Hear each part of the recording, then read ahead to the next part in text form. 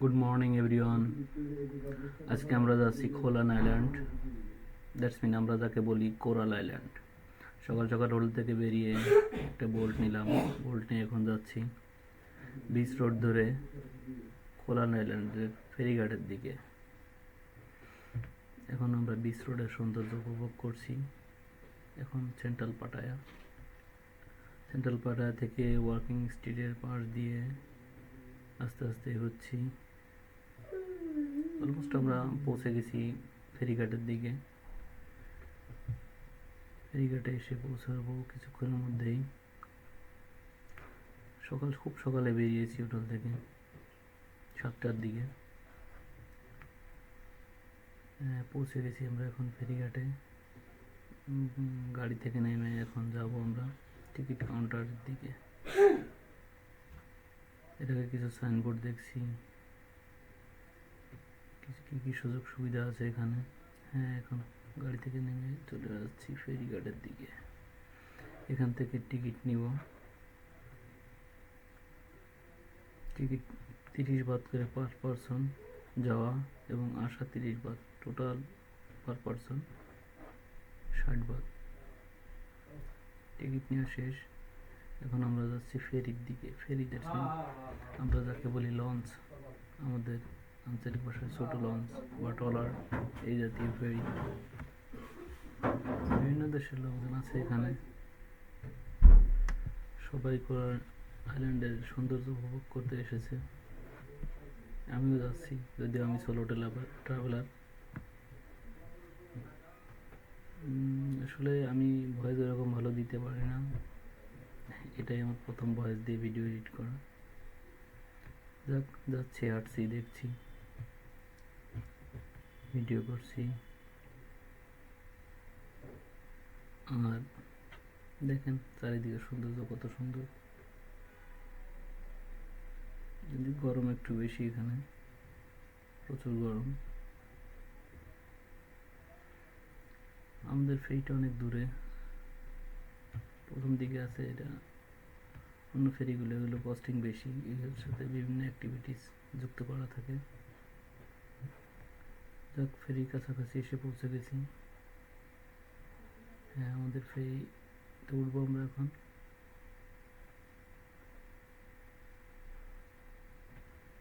দেখেন ফেরিঘাটটা অনেক বড়, অনেক লোক। এখন আমরা ফেরিতে উঠে গেছি। ফেরিতে ওঠার পরে ফেরিতে বসে লাইফ জ্যাকেট পরা বাধ্যতামূলক, সবাইকে লাইফ জ্যাকেট পরতে হবে। বিভিন্ন দেশের লোকজন আছে এখানে, সবাই যাচ্ছে সৌন্দর্য উপভোগ করতে এবং বিভিন্ন অ্যাক্টিভিটিস করতে। কিন্তু আমি কোনো অ্যাক্টিভিটিস করবো না, আমি শুধু দেখবো আর ঘুরবো। যদিও একা একা ঘোরা এবং দেখা অনেক কষ্ট। আমি এখানে এসে একটি বাইক ভাড়া নিলাম 200 বাত দিয়ে সারাদিনের জন্য। 200 বাত দিয়ে একটা বাইক ভাড়া করে নিয়ে বিভিন্ন দ্বীপে ঘুরলাম, বাট সব কিছুই ভিডিও করতে পারিনি। কিছু কিছু এখান থেকে একটা হ্যাটও নিয়েছিলাম। তারপর ঘুরলাম। দেখেন ওখান থেকে বিভিন্ন ধরনের অ্যাক্টিভিটিস করছে লোকজন, spin board, paragliding, bike, banana boat, বিভিন্ন ধরনের অ্যাক্টিভিটি। জাস্ট শুধু আমি দেখছি আর উপভোগ করছি, ঘুরছি, দেখছি, এনজয় করছি। সবাই এনজয় করছে, আমি এটা দেখছি। বিচে দেখেন আসলে খুব ভালো লাগে, ঘুরতে খুব মজা লাগে। যদিও এটা আমার কোরাল্যান্ডে প্রথমবার, বাট আমি থাইল্যান্ডে এসেছি বেশ কয়েকবার।